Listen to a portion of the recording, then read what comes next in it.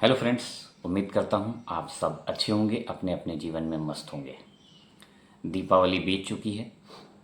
आपको पता चल रहा होगा मेरी आंखों से ये काजल लगा दिया गया। रात में, दीपावली की रात में काजल लगाया जाता है। ऐसा मानना होता है कि अगर आप ये रात में काजल नहीं लगाते हैं तो अगले जन्म में छछूंदर बनते हैं। क्या ऐसा है? थोड़ा कमेंट करके आप बताइएगा कि ऐसा है कि मुझे घर वाले उल्लू बना के केवल रात में काजल आंखों में पोत देते हैं मेरे। आज जो है एक बहुत अच्छा टॉपिक लेके आए हैं और आपको, जैसे कई कमेंट मेरे पास आ रहे थे कि आपका सोलर लगा है उसके बाद बिजली का बिल आपका क्या फ़र्क महसूस हुआ है, क्या कम हुआ है या ज़्यादा हुआ है। तो उसी चीज़ पे मैं डिस्कस करने आया हूँ। मेरा बिजली का बिल भी आ गया, मैं उसमें आपको अच्छी तरीके से समझा भी सकता हूँ। तो अगर आप सोलर लगवाने की सोच रहे हो तो सोलर लगवा सकते हैं। सोलर फ़ायदे का सौदा है, ऐसा नहीं। आपको खुद पता चल जाएगा। मेरे वीडियो में आप पूरा बने रहिएगा, लास्ट तक वीडियो को देखिएगा और कमेंट ज़रूर कीजिएगा। जहाँ पे कोई क्वेश्चन हो या कुछ आपके सुझाव हों तो कमेंट ज़रूर कीजिएगा। कमेंट कीजिए, लाइक कीजिए और ज़्यादा से ज़्यादा लोगों तक शेयर कीजिए। शेयर ज़रूर कीजिए आप लोग, और सब्सक्राइब कीजिए। तो बताने से पहले मैं आपको बताऊंगा कि जब मैंने सोलर नहीं लगाया था, जैसे अगले साल जून के महीने में मैंने सोलर नहीं लगवाया था, तो जो मेरा मई का बिल जो जून में आया था, आप देख सकते हैं ये स्क्रीन पे। ये मेरा 2024 का है, जो मई के महीने का बिल जून में आया था। ये आप देख सकते हैं कितने अमाउंट का है, समथिंग 4,000 के आसपास है। और सोलर लगवा लिया इस साल मई के महीने का बिल जो जून में आया है वो आप देखिए, तो आपको डिफरेंस पता चल गया होगा। कहाँ वो 4,000 का, कहाँ ये आप देखिए आपकी आंखों के सामने 400, 500, 300 के आसपास है। तो इतना डिफरेंस है सोलर लगवाने से। डिफरेंस तो है। अब ये डिफरेंस कैसे है, क्या कैलकुलेशन होती है बिजली विभाग की, ये मैं आपको, बिल मेरे पास आया है, मेरा बिल है ये अक्टूबर का। सितंबर मंथ का बिल जो है अक्टूबर में आया है। तो ये मैं आपको इसके ज़रिए समझाता हूँ, आप देखिए, पूरा समझिएगा। स्टेप वाइज स्टेप मैं समझाऊंगा जहाँ तक मैंने समझा है। अब मुझे ये समझ में आ गया, जब शुरुआत में सोलर लगा होता है तो किसी को कुछ पता नहीं होता। मैंने भी ऐसे ही बहुत ज़्यादा दिमाग खा पाया और 10-15 लोगों से बातचीत की, उन्होंने मुझे समझाया, तो मुझे समझ में आने लग गया कि सोलर का बिल किस तरीके से जनरेट होता है और कब प्रॉब्लम होती है तो कहाँ किससे संपर्क करना है, किस प्रॉब्लम के लिए कहाँ संपर्क करना है। तो अब थोड़ा इस मामले में तो, या कहिए मैदान में जा जा के कंप्लेन कर कर के, लड़ लड़ के, इधर भाग के उधर भाग के, धक्के खा के सब सीख गया हूँ कि कहाँ पे क्या प्रॉब्लम आए तो कहाँ पे जाके किससे बात करनी है बिजली विभाग में। सोलर के लिए कहीं दिक्कत आए तो कहाँ बात करनी है, किससे बात करनी है। तो आप लोगों से बस यही रिक्वेस्ट है, अगर चैनल को सब्सक्राइब नहीं किया है तो चैनल को सब्सक्राइब कीजिए, वीडियो को लाइक कीजिए और ज़्यादा से ज़्यादा लोगों तक शेयर कीजिए। शेयर आप लोग नहीं कर रहे हैं, शेयर कीजिए। कमेंट भर भर के कीजिए। कमेंट करने में कोई कंजूसी मत कीजिए। जो आपको लगता है कि वीडियो में अगर कुछ आपको समझ में आ रहा है जो मुझे नहीं मालूम है, आप बताइए। और जो आपको समझ में नहीं आ रहा है वो मुझसे पूछिए, मैं भी बताऊंगा। ऐसा नहीं है कि मैं बहुत बड़ा गुरु हूँ, टेक्निकल गुरु हूँ, या ऐसा कुछ भी नहीं है। आप ही की तरह एक आम इंसान हूँ और बस धक्के खा खा के जो भी सीखना था सीख गया। बस सपोर्ट आप लोग का चाहिए। सपोर्ट आप लोग बनाए रखिए, चैनल को सब्सक्राइब कीजिए, वीडियो को लाइक कीजिए और ज़्यादा से ज़्यादा लोगों तक शेयर कीजिए। कमेंट में ये ज़रूर बताया करिए कौन कौन कहाँ कहाँ से वीडियो देख रहा है। आप लोगों के सपोर्ट की ज़रूरत है। मेरे इस चैनल पे मथुरा वृंदावन की वीडियो भी पड़ी हुई है, खाटू श्याम गया था, और आगे जहाँ जहाँ जाऊँगा फुल वीडियो बनाता हूँ। आप लोग देखिए।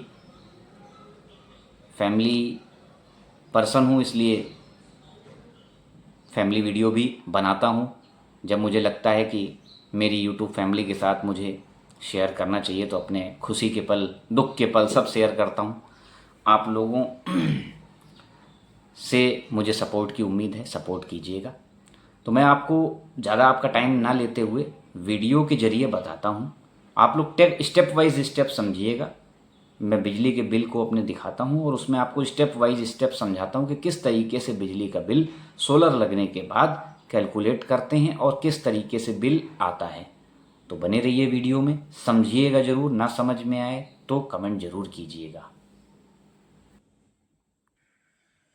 अब आप देख सकते हैं ये मेरा सितंबर का बिल है जो कि मुझे अक्टूबर में मिला है। अब अक्टूबर में मिला है और इसमें आप देख सकते हैं ऊपर डेट वगैरह लिखी हुई है। ये डेट वगैरह है, 4 अक्टूबर को आया था बिल। 11 अक्टूबर तक मुझे बिल जमा करना है और विच्छेदन तिथि जो है 18 अक्टूबर 2025 है। नेट बिल्ड यूनिट जो है 101 यूनिट का मुझे बिल आया है और धनराशि जो मुझे देनी है वो 934 रुपये देनी है।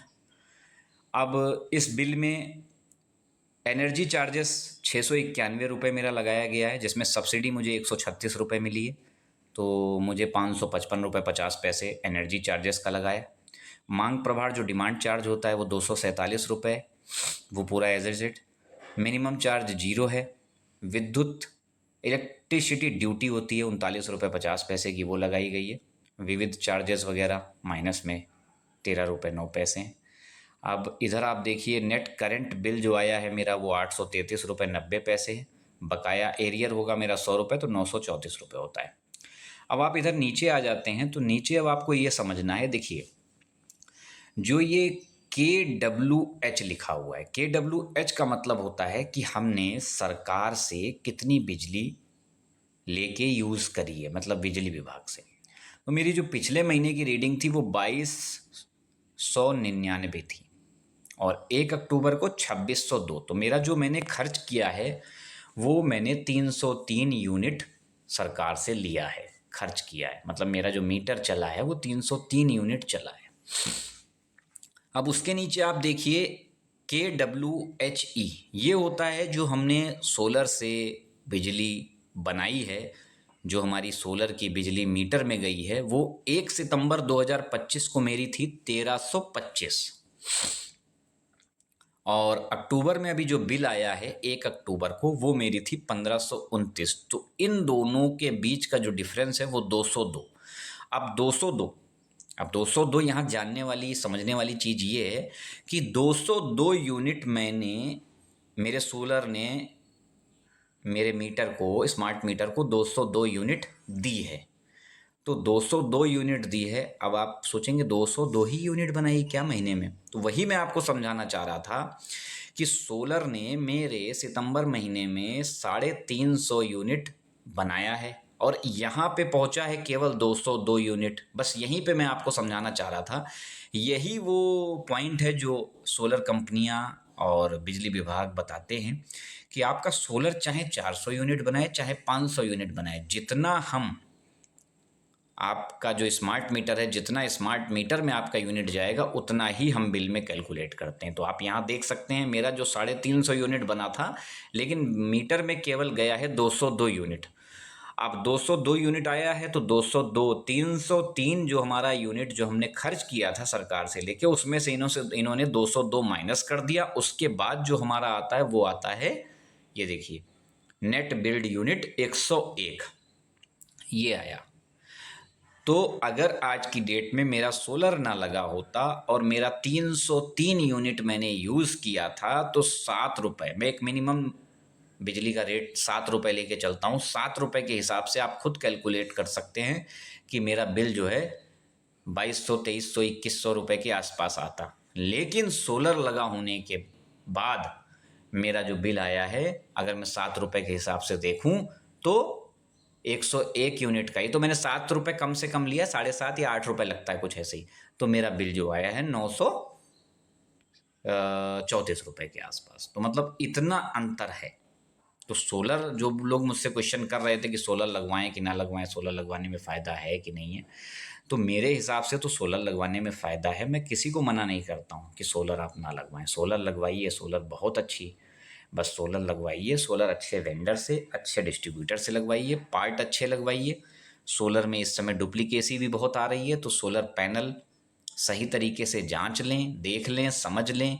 एक बार नहीं 3 बार, 3 दुकानों पे पता करें, 10 दुकानों पे पता करें, क्योंकि सोलर पैनल असली भी आ रहे हैं, नकली भी आ रहे हैं। नकली अगर आपको असली के रेट में फंस गया तो आप लोग ज़िंदगी भर परेशान हो जाएंगे। मेरे यहाँ सोलर ये पैनल ख़राब नहीं है, सोलर पैनल सही है, एक नंबर लगा है, लेकिन जो मतलब आफ्टर सेल सर्विस है वो मुझे ख़राब मिली, मैं उसकी बात कर रहा था। बाकी सोलर पैनल सही है, ऐसा नहीं है। यूटीएल का लगा हुआ है, यूटीएल अच्छी कंपनी है, किसी कंपनी का प्रमोशन नहीं करता, लेकिन जो मेरे यहाँ लगा है मैं उसकी बात कर रहा हूँ। तो ये आपको मोटा मोटी समझ में आ गया होगा। अगर समझ में नहीं आया है तो आप रिप्लाई ज़रूर कीजिएगा। जहाँ तक है मैं आपको, और जहाँ तक मुझे मालूम होगा, समझाने की कोशिश करूँगा। तो आप ये देख सकते हैं कि 101 यूनिट आया है, मैंने यूज किया 303 यूनिट, लेकिन जो मुझे बिल आया है वो 101 यूनिट का आया। वो इसीलिए आया है कि मैंने, मेरे सोलर ने 202 यूनिट बनाया है, 303 में से 202 माइनस कर दिया, 101 यूनिट का मुझे बिल आया है 934 रुपया। तो फ़ायदा तो है आज की डेट में। कहाँ अगर आप कैलकुलेशन कर रहे हैं 303 यूनिट का मैं 7 रुपये के हिसाब से करूँ तब भी 2021-2200 के आसपास मेरा बिल आता, और 934 आ रहा है, तो भाई फ़ायदा तो है, ज़मीन आसमान का फ़ायदा है। तो उम्मीद करता हूँ आपको बिल की जो भी आपकी ना समझने वाली क्यूरी होगी वो समझ में आ गई होगी। और ऐसे ही आप लोग सपोर्ट बनाए रखिए। चैनल को सब्सक्राइब नहीं किया है तो चैनल को सब्सक्राइब कीजिए, और वीडियो को ज़्यादा से ज़्यादा लोगों तक फॉरवर्ड कीजिए ताकि और भी लोग समझ सकें। तो उम्मीद करता हूँ आपको वीडियो अच्छा लगा होगा और समझ में आया होगा। बाकी कमेंट कीजिएगा, कमेंट में रिप्लाई ज़रूर मिलेगा, हर एक को रिप्लाई मिलता है। बाकी अपना अमूल्य समय देने के लिए धन्यवाद। चैनल को सब्सक्राइब जरूर कीजिए ताकि ऐसे ही इन्फॉर्मेटिव वीडियो आप तक सबसे पहले पहुँचें। तो उम्मीद करता हूँ आपके सोलर को लगाने के बाद बिल किस प्रकार आता है ये डाउट क्लियर हुआ होगा।